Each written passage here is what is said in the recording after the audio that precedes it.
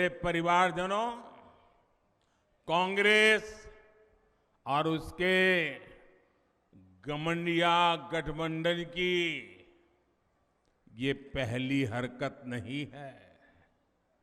सनातन को लेकर इन्होंने क्या क्या कहा है, ये पूरे देश ने देखा है। मेरी माताएं बहनों ने तो बहुत आक्रोश व्यक्त किया है। कांग्रेस और उसके साथी सनातन को खत्म करने का ऐलान कर रहे हैं और सनातन को खत्म करने का मतलब है राजस्थान की संस्कृति को खत्म करना। क्या ये करने देंगे आप? ये करने देंगे? ये कांग्रेस के कारनामे चलने देंगे? एक घमंडिया गठबंधन के करतूत मान्य करेंगे? साथियों, हम सब तो भली भांति जानते हैं, यहां जालोर जिले में कानीवाड़ा में हनुमान जी का प्राचीन मंदिर है। उस हनुमान जी के प्राचीन मंदिर में पीढ़ियों से दलित समाज के ही पुजारी होते हैं, भगवान की पूजा करते हैं और सब लोग जाकर के वहां आशीर्वाद लेते हैं, प्रसाद आरोग्य करते हैं। ऐसी प्रेरणादायी भूमि पर कांग्रेस के संरक्षण में दलितों को निशाना बनाया जा रहा है। आप देखिए, महिलाओं और दलितों को लेकर ये कैसी कैसी भाषा का उपयोग कर रहे हैं। कुछ दिन पहले ही बिहार में घमंडिया गठबंधन के एक नेता, वो वहां के मुख्यमंत्री हैं, उन्होंने दलित समाज के एक पूर्व मुख्यमंत्री के लिए ऐसी अभद्र भाषा बोली, ऐसी अभद्र भाषा बोली, कोई सामान्य नागरिक भी बातचीत में भी ऐसा नहीं बोल सकता। वो विधानसभा के फ्लोर पर बोल रहे थे। ये है घमंडिया गठबंधन। क्यों क्यों गालियां दी? क्योंकि वो पूर्व मुख्यमंत्री अति पिछड़े दलित परिवार से आते हैं, इसलिए उनकी बेइज्जती करने में उनको आनंद आता है। उन्होंने तो पाप किया, लेकिन कांग्रेस के एक भी नेता उसके मुंह से ये गलत हुआ है, ऐसा नहीं होना चाहिए, ये बताने का भी विवेक नहीं है। दलितों के खिलाफ अत्याचार करने वालों को देखकर कांग्रेस आंखों पर पट्टी बांध लेती है।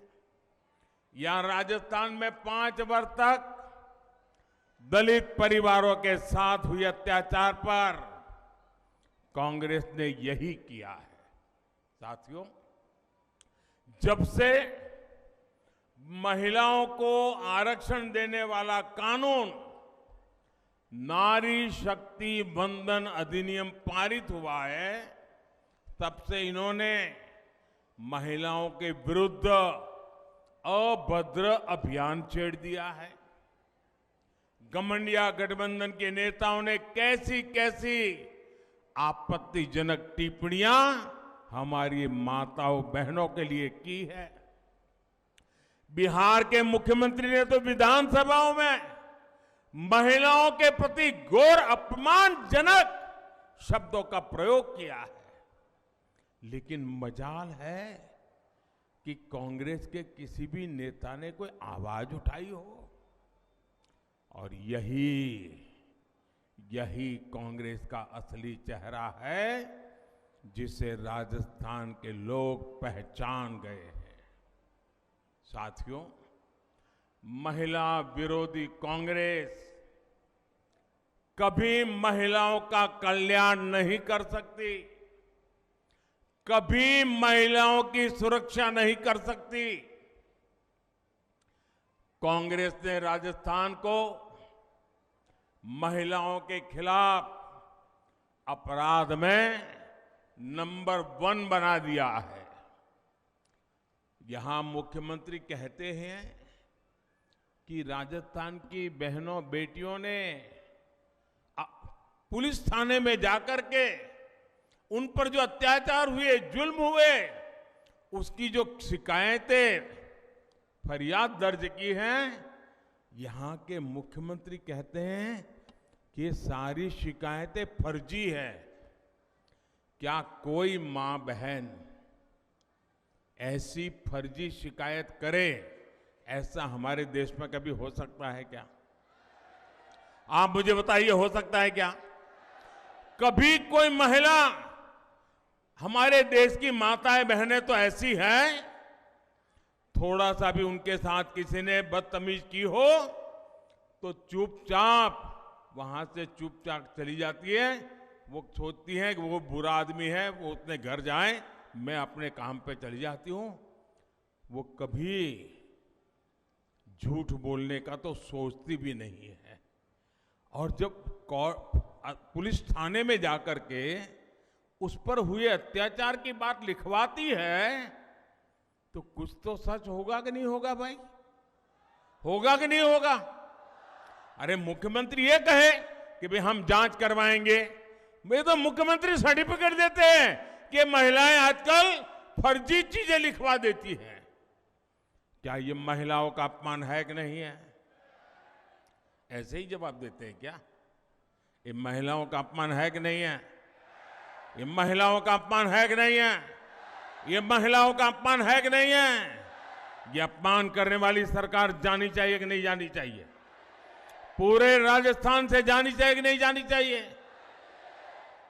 इतना ही नहीं, ये मुख्यमंत्री का सबसे करीबी मंत्री विधानसभा में इस अत्याचार को ये कहकर के उचित ठहराता है कि राजस्थान तो मर्दों का प्रदेश है। क्या मर्द इसलिए मर्द कहलाते हैं कि इस प्रकार से पाप करते हैं? ये मर्दों का अपमान है कि नहीं है? ये मर्दों का अपमान है कि नहीं है? अरे राजस्थान के मर्द बहन बेटियों की इज्जत के लिए अपना सर कटवा सकते हैं, ये मर्द होते हैं राजस्थान। और तुम्हारे मंत्री खुलेआम कह दे कि तुम मर्दों का प्रदेश है तो फिर महिलाओं के साथ आपको शोभा देता है क्या? और इतना ही नहीं, उस मंत्री के पास शायद कई लाल डायरिया छिपी हुई है, इसलिए ऐसे मंत्री को भी टिकट दे दिया।